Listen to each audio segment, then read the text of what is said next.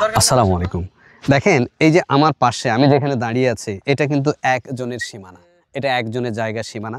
আর এই যে আলটা আপনি দেখছেন এই যে মাটির একটা স্তম্ভ এবং এই স্তম্ভর পরে অর্থাৎ এইটা কিন্তু আরেকজনের একটা সীমানা। তো এই যে মাঝখানে এটা যে সীমানা দেওয়া আছে মাঝখানে এটা অর্থাৎ এটা কিন্তু আরেকজনের আর ওইটা হচ্ছে আরেকজনের।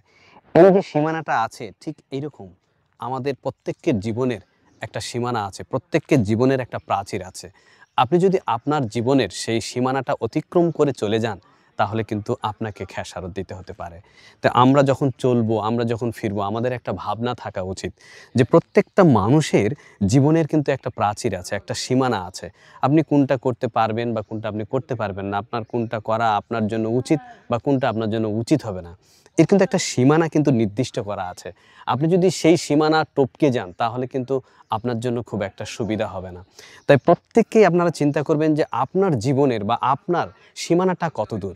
আপনার সীমানাটা যদি অনেক উঁচু হয় আপনি কিন্তু সেটা পেরিয়ে উঠতে পারবেন। কিন্তু যদি আপনার সীমানাটা যদি জানেন যে অল্প, আপনি যদি জোর খাটাতে চান, আপনি যদি সেখানে অতিরিক্ত কিছু করতে যান তাহলেই কিন্তু আপনার জীবনে নেমে আসবে অনেক কিছু। তাই সবাই আপনার জীবনের নিজ নিজ সীমানাটা বজায় রাখবেন এবং সেই সীমানা বজায় রেখেই কাজ করবেন। তাহলে দেখবেন যে জীবনে আপনাকে আর কোনো বিড়ম্বনায় কখনোই পড়তে হবে না। ঠিক যেমনটি এভাবে সীমানা দেওয়া আছে তেমনটি আপনার জীবনেরও কিন্তু একটা সীমানা আছে। আপনিও সেটা ঠিক রাখবেন। তাহলেই দেখবেন যে আপনার জীবনের আর কোনো অসুবিধা হবে না। ভালো থাকবেন সবাই, সুস্থ থাকবেন। আল্লাহ হাফেজ।